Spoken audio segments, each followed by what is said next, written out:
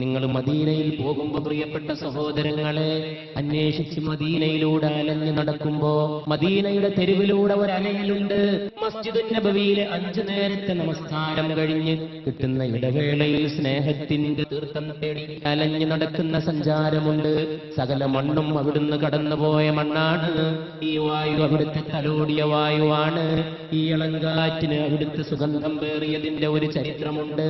അങ്ങനെ മദീനയിൽ അലഞ്ഞു നടക്കും ഒരു മസ്ജിദുൻ നൂർ, അവിടുത്തെ പ്രിയപ്പെട്ട പത്നി മാരിയത്തുൽ ഖുദ്സിയ മാരിയ പാർത്തിരുന്ന സ്ഥലം, മദീനയിലെ ഒരു താഴ്വാരം, ഇബ്രാഹിം പിറന്ന മണ്ണ്, അവിടെയും ഒരു മസ്ജിദ്, അതിന്റെ പേര് മസ്ജിദുൻ നൂർ, പ്രകാശത്തിന്റെ മസ്ജിദ്. പിന്നെ മസ്ജിദ് ബനി ഗഫർ. ഒരു ദിവസം അവിടുന്ന് പറഞ്ഞു, എനിക്ക് ഇബ്നു മസ്ഊദേ, നിങ്ങൾ ഖുർആൻ ഓതി കേൾപ്പിക്കുമോ? അങ്ങേക്ക് അവതരിപ്പിക്കപ്പെട്ട ഗ്രന്ഥം ഞാൻ ഓതി കേൾപ്പിക്കുകയോ? അതും അങ്ങേ യാ റസൂലല്ലാഹ് എന്ന് അബ്ദുല്ലാഹി ഇബ്നു മസ്ഊദ് ചോദിക്കുമ്പോ പുണ്യ നബി മുസ്തഫ സല്ലല്ലാഹു അലൈഹി വസല്ലം മറുപടി പറയുകയാണ്, ഞാനല്ലാത്ത ഒരാളിൽ നിന്ന് അത് കേൾക്കാൻ ഞാൻ ആഗ്രഹിക്കുന്നുവെന്ന്. ഓത്തങ്ങനെ തുടരുമ്പോൾ ഓരോ സമൂഹത്തിൽ നിന്നും ഞാനൊരു സാക്ഷിയെ കൊണ്ടുവന്ന് നിർത്തും.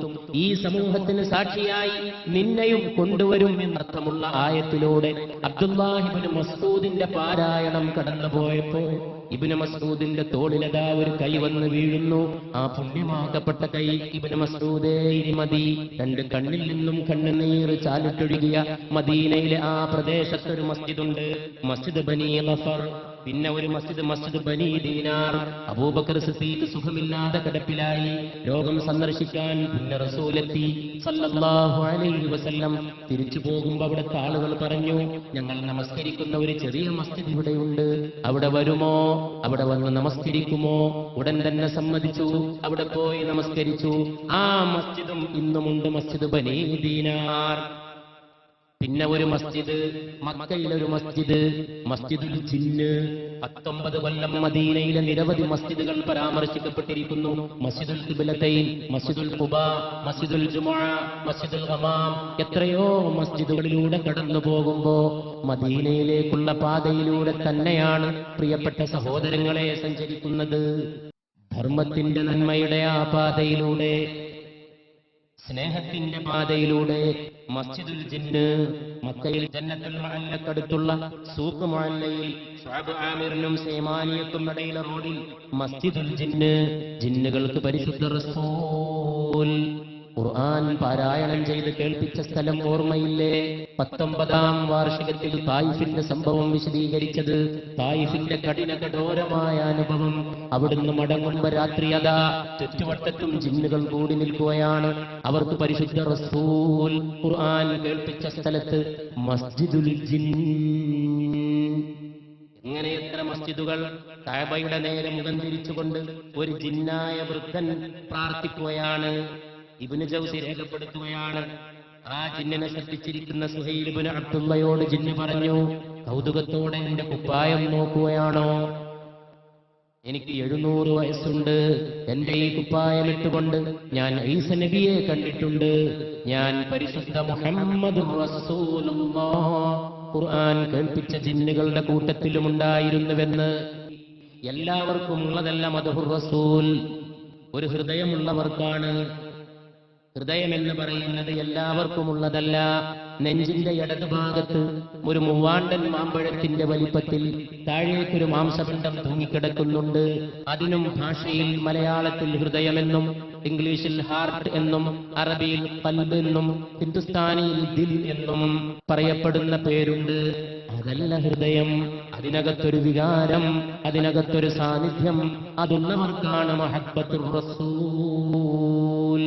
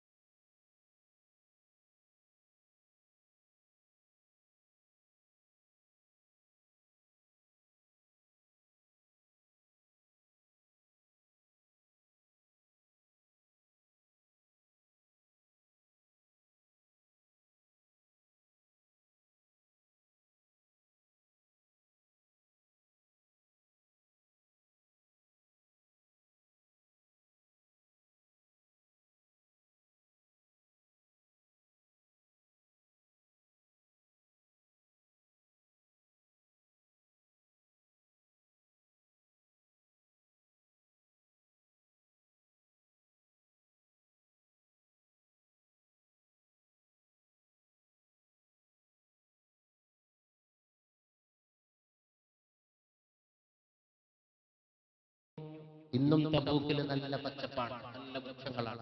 എന്റെ പ്രിയപ്പെട്ട മആദ്, നിനക്ക് ദീർഘായുസ്സുണ്ടെങ്കിൽ ഈ സ്ഥലം പച്ച പിടിച്ചു നിൽക്കുന്നത് നിനക്ക് കാണാൻ കഴിയും. അന്ന് പച്ച പിടിക്കുന്നത് പോകട്ടെ, വെള്ളമില്ല, കണ്ണീര് പോലെ ഒഴുകുന്ന ഒരരുവി. ആ അരുവിയുടെ മുമ്പിൽ നിന്നുകൊണ്ടാണ് പരിശുദ്ധ റസൂൽ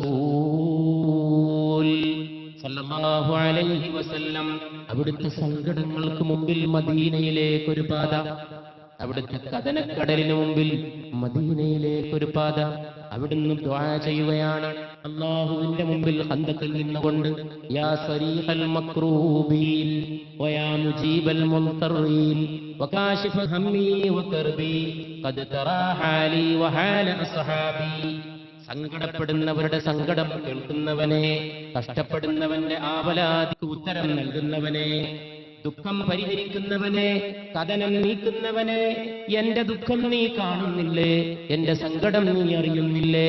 എന്റെ അവസ്ഥയും എന്റെ സഹാബത്തിന്റെ അവസ്ഥയും നീ കാണുന്നില്ലേ എന്ന് പരിശുദ്ധ റസൂൽ. അപ്പോൾ കാരുണ്യവാനായ അല്ലാഹുവിന്റെ കരുണ ഒഴുകി. അവന്റെ പ്രിയപ്പെട്ട ഹബീബിന്റെ ദുആ കേൾക്കേണ്ട താമസം കാരുണ്യ പ്രവാഹമായി. ജിബ്രീൽ വന്നുകൊണ്ട് പറഞ്ഞു, ഇന്നല്ലാഹ സമിഅ ദഅവതക വകഫാക ഔല അദുവിക. നബിയേ സല്ലല്ലാഹു അലൈഹി വസല്ലം, അങ്ങയുടെ പ്രാർത്ഥന അങ്ങയുടെ റബ്ബ് കേട്ടിരിക്കുന്നു. അത് കേൾക്കേണ്ട താമസം കവിൾത്തടത്തിലൂടെ കണ്ണുനീര് ചാലിട്ടൊഴുകി.